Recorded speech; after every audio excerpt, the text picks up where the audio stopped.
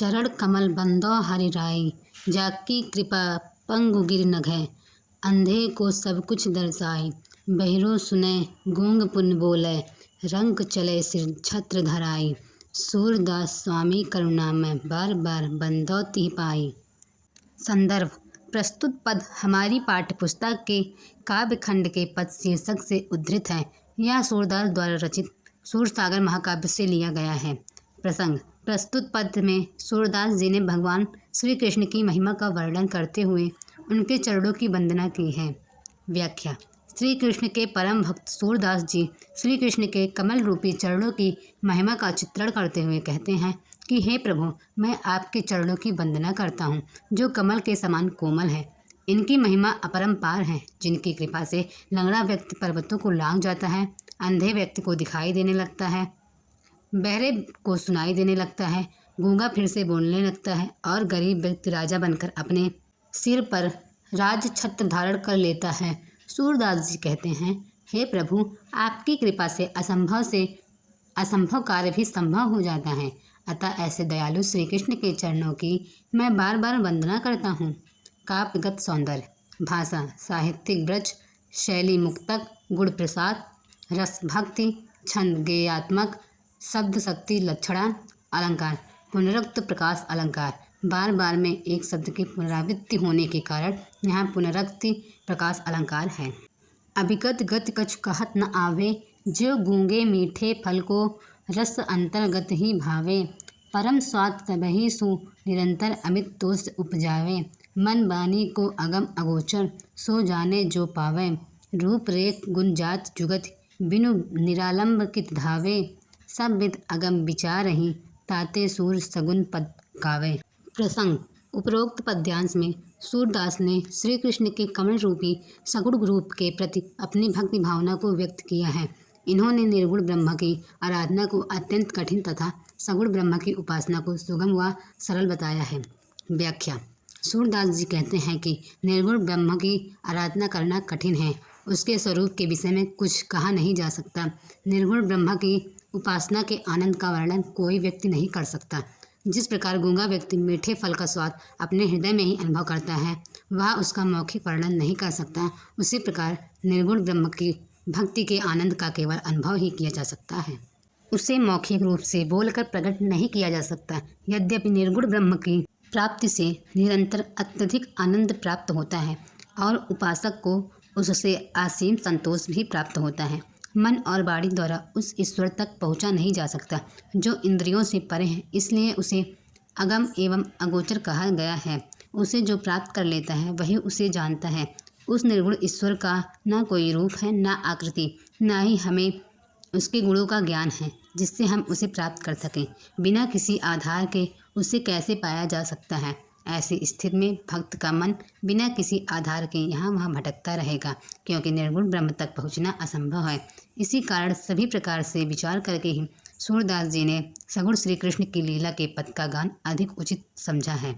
काव्यगत सौंदर्य: भाषा साहित्यिक ब्रज, शैली मुक्तक, गुण प्रसाद, रस भक्ति और शांत, छंद गीतात्मक, शब्द शक्ति लक्षणा।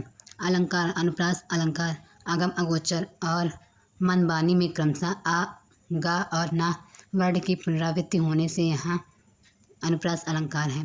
दृष्टांत अलंकार: ज्यों गूंगे मीठे फल में उदाहरण अर्थात मीठे फल के माध्यम से मानव हृदय के भाग को प्रकट किया गया है, इसलिए यहाँ दृष्टांत अलंकार है।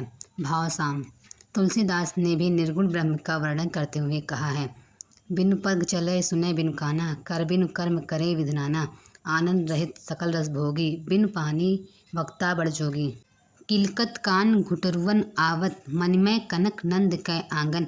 बिम पकड़बे धावत, कबहू निरख हरि आप चाह को, कर सो पकड़न चाहत। किला की हसत राजत दो दथिया, पुनि पुनिति अवगाहत। कनक भूमि पर कर पग छाया, यह उपमा इक राजत। कर कर प्रतिपद प्रतिमन वसुधा, कमल बैठकी साजत। बाल दशा सुख निरख जसोदा, पुनि पुनि नंद बुलावत। अचरा तर लय ढाक सूर्य के प्रभु को दूध पियावत।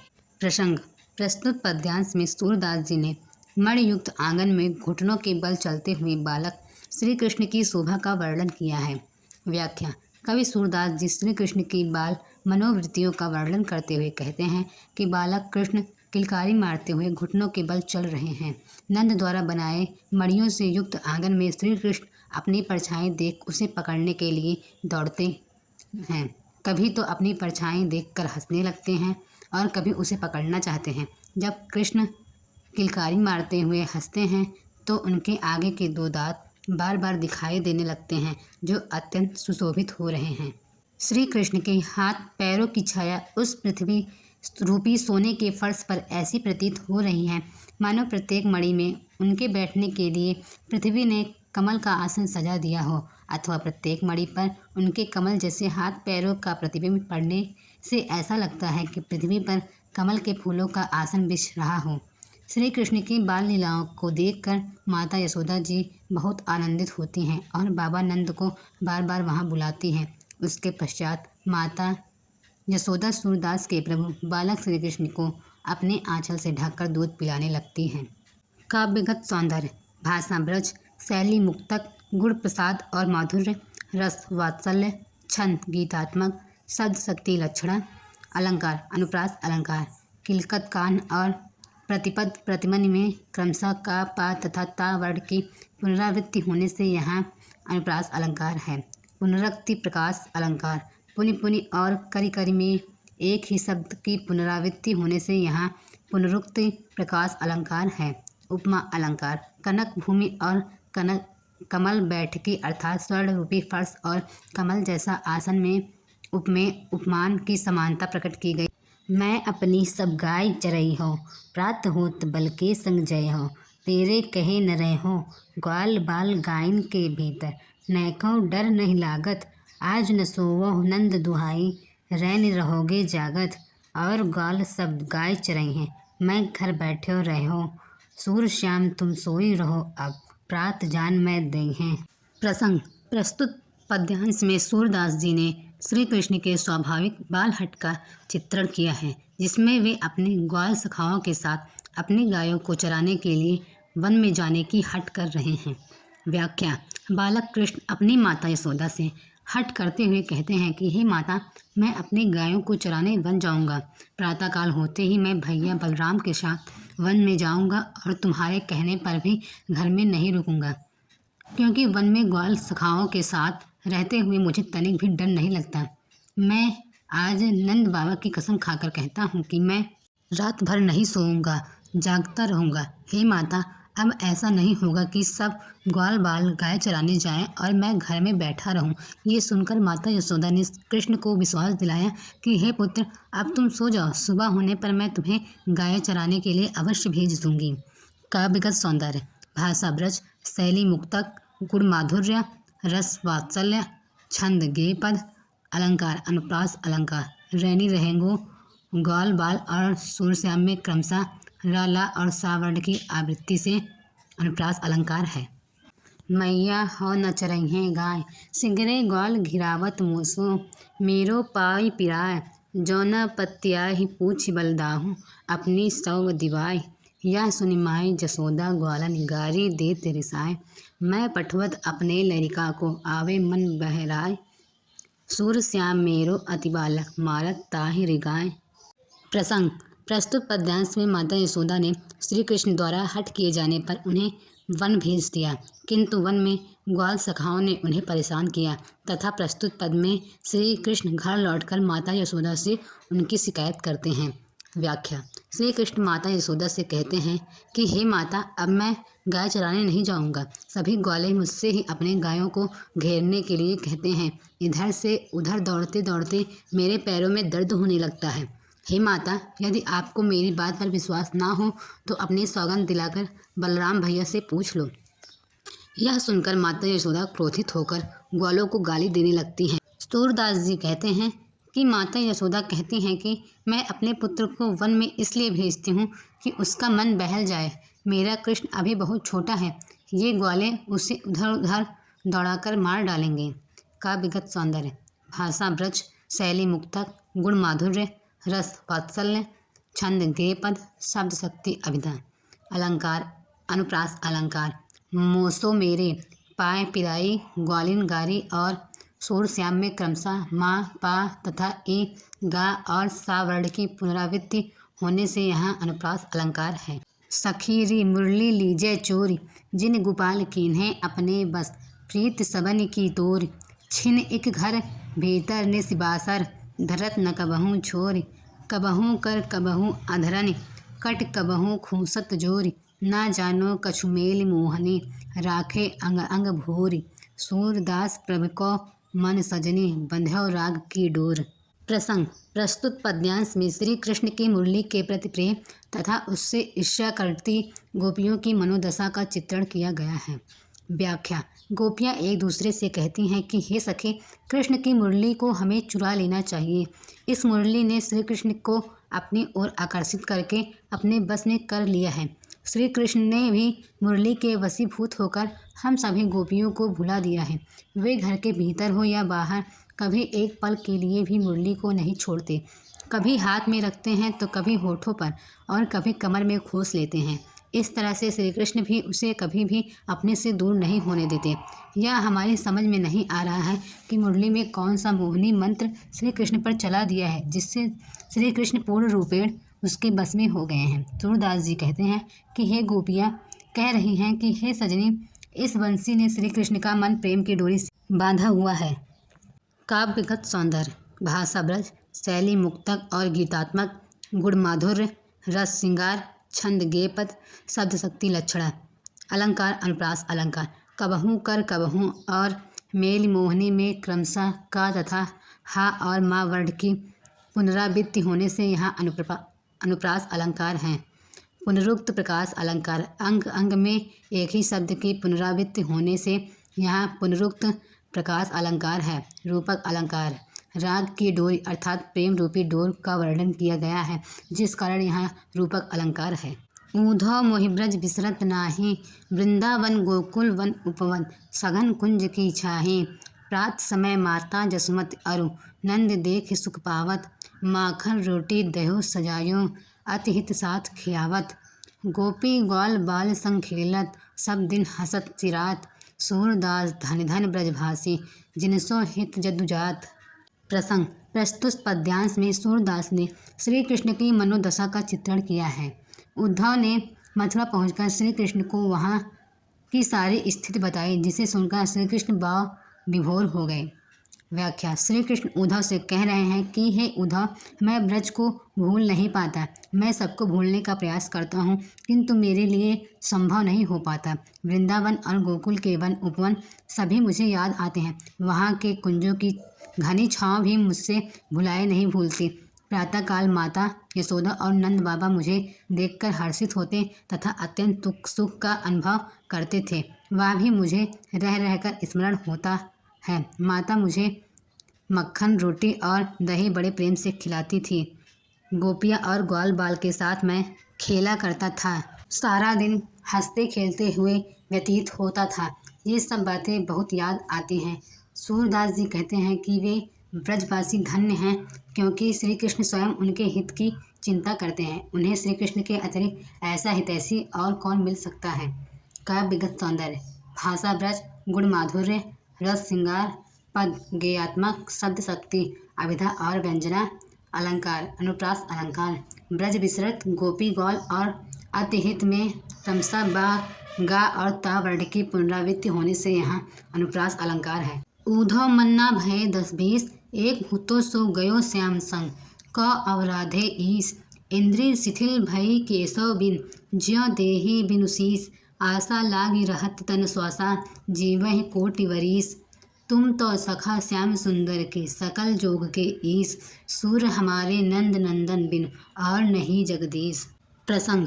प्रस्तुत पद्यांश में सूरदास जी ने श्री कृष्ण के मथुरा चले जाने के बाद गोपियों का उनको याद करके व्याकुल होने का अत्यंत मार्मिक चित्रण किया है।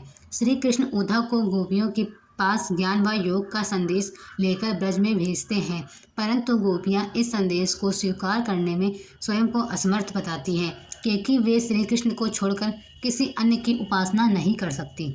व्याख्या। गोपियाँ उद्धव से कहती हैं कि हे उद्धव, हमारे 10-20 मन नहीं हैं, हमारे पास तो केवल एक ही मन था, वह भी श्री कृष्ण के साथ चला गया। अब हम किस मन से तुम्हारे द्वारा बताए गए निर्गुण ब्रह्म की आराधना करें, अर्थात जब मन ही नहीं है तो किस प्रकार के हम तुम्हारे द्वारा बताए गए धर्म का पालन करें। श्री कृष्ण के बिना हमारी सारी इंद्रियां कमजोर हो गई हैं, अर्थात शक्तिहीन और निर्बल हो गई हैं। जैसे बिना सिर वाला धड़ शिथिल और बेकार हो जाता है, वैसे ही हम श्री कृष्ण के बिना मृतवत हो गई हैं और बेकार हो जाता है। जीवन के लक्षण के रूप में हमारा सांस केवल इस आशा में चल रहा है कि श्री कृष्ण मथुरा से अवश्य लौटेंगे और हमें उनके दर्शन प्राप्त हो जाएंगे। श्री कृष्ण के लौटने की आशा के सहारे तो हम करोड़ों वर्षों तक जीवित रह सकती हैं। गोपियाँ उद्धव से कहती हैं कि हे उद्धव, तुम तो कृष्ण के अभिन्न मित्र हो और संपूर्ण योग विद्या तथा मिलन के उपायों के ज्ञाता हो, अतः तुम ही श्री कृष्ण से हमारा मिलन करा सकते हो। सूरदास जी कहते हैं कि गोपियाँ उद्धव से कह रही हैं कि हम तुम्हें स्पष्ट बता देना चाहती हैं कि नंद जी के पुत्र श्री कृष्ण को छोड़कर हमारा कोई आराध्य नहीं है। काव्यगत सौंदर्य, भाषा ब्रज, शैली मुक्तक, गुण माधुर्य, रस श्रृंगार वियोग, छंद गेय पद, शब्द शक्ति व्यंजना, अलंकार अनुप्रास अलंकार 10-20 श्याम संग और नंद नंदन में क्रमशः सा और ना वर्ण की पुनरावृत्ति होने से यहाँ अनुप्रास अलंकार है। उपमा अलंकार, ज्यों देहि बिनु शीस अर्थात बिना सिर के प्राणी के रूप में मानवीय वेदना का वर्णन किया गया है, इसलिए यहाँ उपमा अलंकार है। श्लेष अलंकार, ज्यों देहि बिनु शीस में ज्यों वाचक शब्द का प्रयोग किया गया है, जिस कारण यहाँ रूपक अलंकार है। उद्धव जाहु तुम्हें हम जान, श्याम तुम्हें यहाँ कौ नहीं पठयो, तुम हो बीच भुलाने, ब्रज नारिन सौ जोग कहत हो, बात कहत न लजाने, बड़े लोग न विवेक तुम्हारे, ऐसे भय अयाने, हमसो कही लई हम सहिके, जिय गुण देहु सयाने, कह अबला कह दशा दिगंबर, मष्ट करो पहचाने, साच कहो तुमको अपनी सा, बूझत बात निदाने, सूर श्याम जब तुम्हें पठायो, तब नैको मुस्काने। प्रसंग, प्रस्तुत पद्यांश में गोपियाँ उद्धव से कहती हैं, हे उद्धव, हम तुम्हारे निर्गुण ब्रह्म को नहीं मानेंगे। पद्यांश में उद्धव तथा गोपियों के बीच हुए तर्क वितर्क का वर्णन किया गया है। व्याख्या, गोपियाँ उद्धव से कहती हैं कि तुम यहाँ से वापस चले जाओ, हम तुम्हें अच्छी प्रकार से जानते हैं, हमें ऐसा प्रतीत हो रहा है कि तुम्हें यहाँ श्री कृष्ण ने नहीं भेजा है, तुम स्वयं रास्ता भटक कर यहाँ आ गए हो, तुम ब्रज की नारियों गोपियों से योग की बात कर रहे हो, तुम्हें लज्जा नहीं आती? तुम भले ही बुद्धिमान और ज्ञानी होंगे, परंतु हमें ऐसा लगता है कि तुम में विवेक नहीं है, नहीं तो तुम ऐसी अज्ञानतापूर्ण बातें हमसे क्यों करते? तुम ये मन में विचार कर लो, जो हमसे कह दिया, ब्रज में किसी अन्य से ऐसी बात ना कहना, हमने तो सहन कर लिया, कोई दूसरी गोपी सहन नहीं करेगी। कहाँ योग की दिगंबर वस्त्रहीन अवस्था और कहाँ हम अबला नारियाँ, अतः अब तुम चुप हो जाओ और जो भी कहना सोच समझ कर कहना। अब तुम सच सच बतलाओ कि जब श्री कृष्ण ने तुम्हें यहाँ भेजा था, वह क्या थोड़ा सा मुस्कुराए थे? वे अवश्य मुस्कुराए होंगे, तभी तो उन्होंने तुम्हारे साथ उपहास करने के लिए तुम्हें यहाँ भेजा है। काव्यगत सौंदर्य, भाषा ब्रज, शैली मुक्तक, गुण माधुर्य, रस श्रृंगार का वियोग रूप, छंद गेय पद, शब्द शक्ति व्यंजना, अलंकार अनुप्रास अलंकार, श्यामय तुम्हें बात कहत, बूझती बात और नैको मुस्काने में क्रमशः सा ता बा और का वर्ण की पुनरावृत्ति होने से यहाँ अनुप्रास अलंकार है। निर्गुण कौन देश को वासी, मधुकर कही समझाए सौ दे, बूझत साच नहासी, कौ है जनक कौन है जननी, कौन नारी को दासी, कैसो वरन भेष है कैसो, किमि रस मैं अभिलाषी, पावे गो पुण्य कियो आपनो, जो रे करेगो घासी, सुनत मौन है रह बावरो, सूर सबे मति नासी। प्रसंग, प्रस्तुत पद्यांश में सूरदास ने गोपियों के माध्यम से निर्गुण ब्रह्मा की उपासना का खंडन तथा सगुण कृष्ण की भक्ति का मंडन किया है। व्याख्या, गोपियाँ भ्रमर की अन्योक्ति से उद्धव को संबोधित करते हुए कहती हैं कि हे उद्धव, ये निर्गुण ब्रह्म किस देश के निवासी हैं? हम तुमको शपथ दिलाकर सत्य पूछती हैं, कोई हंसी मजाक नहीं कर रही हैं। तुम यह बताओ कि इस निर्गुण का पिता कौन है, इसकी माता कौन है, कौन पत्नी है और कौन उसकी दासी है। उसका रंग रूप कैसा है, उसकी वेशभूषा कैसी है, उसे किस रस से अधिक लगाव है। गोपियाँ उद्धव को चेतावनी देती हुई कहती हैं कि हमें सभी बातों का ठीक ठीक उत्तर देना। यदि तुम हमारे साथ कपट करोगे तो उसका फल स्वयं ही भुगतोगे। सूरदास जी कहते हैं कि गोपियों के इतने व्यंग्यात्मक तर्क सुनकर उद्धव ठगे से हो गए और उनका सारा विवेक समाप्त हो गया। गोपियों ने अपना वाक चातुर्य से ज्ञानी उद्धव को परास्त कर दिया, अर्थात उद्धव का सारा ज्ञान अनपढ़ गोपियों के सामने नष्ट हो गया। काव्यगत सौंदर्य, भाषा ब्रज, शैली मुक्तक, गुण माधुर्य, रस, वियोग, श्रृंगार एवं हास्य, छंद, गेपद, शब्द, शक्ति, व्यंजना, अलंकार, अनुप्रास अलंकार, समझाई सौ केसों के पाओगे पुनि और सुनत मौन में क्रमशः सा का पा और ना वर्ण की पुनरावृत्ति होने से यहाँ अनुप्रास अलंकार है। अन्योक्ति अलंकार, मधुकर अर्थात भ्रमर के रूप में उद्धव की तुलना की गई है, जिस कारण यहाँ अन्योक्ति अलंकार है। संदेशो देवकी सो कहियो, हो तो धाय तिहारे सुत की, मया करत ही रहियो, यद्यपि टेव तुम जानत उनकी, तऊ मोह कही आवे, प्रात होत मेरे लाल लड़ैते, माखन रोटी भावे, तेल उपटनो अरु तातो जल, ताहि देख भज जाते, जोई जोई मागस सोई सोई देति, क्रम क्रम कर के नहाते, सूर पथिक सुन मोहि रैन दिन, बढ़ो रहत उर सोच, मेरो अलग लड़ते, मोहन हैवे करत संकोच। प्रसंग, प्रस्तुत पद्यांश में सूरदास जी ने श्री कृष्ण की माता देवकी के पास मथुरा चले जाने के बाद माता यशोदा के स्नेह तथा उनकी पीड़ा का वर्णन किया है।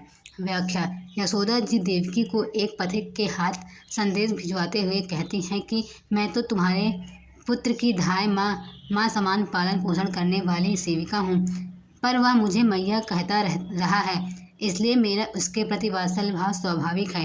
यद्यपि आप तो उसकी सारी आदतें जानती होंगी, फिर भी मेरा मन आपसे कुछ कहने को उत्कंठित हो रहा है।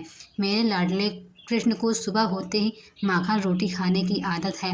उपटन तेल और गर्म पानी को देखते ही श्री कृष्ण भाग जाते हैं, उन्हें यह सब पसंद नहीं है। इस समय वे जो मांगा करते थे मैं उन्हें दिया करती थी। उन्हें धीरे धीरे स्नान करने की आदत है। सूरदास जी कहते हैं कि माता यशोदा के हृदय में दिन रात यही चिंता सताती रहती है कि उनका लाडला कृष्ण मथुरा में कुछ मांगने में संकोच तो नहीं करते। काव्यगत सौंदर्य, भाषा ब्रज, शैली मुक्तक, गुण माधुर्य, रस, वात्सल्य, छंद, गेपद, शब्द, शक्ति, व्यंजना, अलंकार, अनुप्रास, संदेशो देवकी, मोहि कही, लाल लड़ते और रैन दिन में क्रमशः द, हा, ला और ना वर्ण की पुनरावृत्ति होने से यहाँ अनुप्रास अलंकार है। पुनरुक्त प्रकाश अलंकार, जोई जोई, सोई सोई और क्रम क्रम में एक ही शब्द की पुनरावृत्ति होने से यहाँ पुनरुक्ति प्रकाश अलंकार है।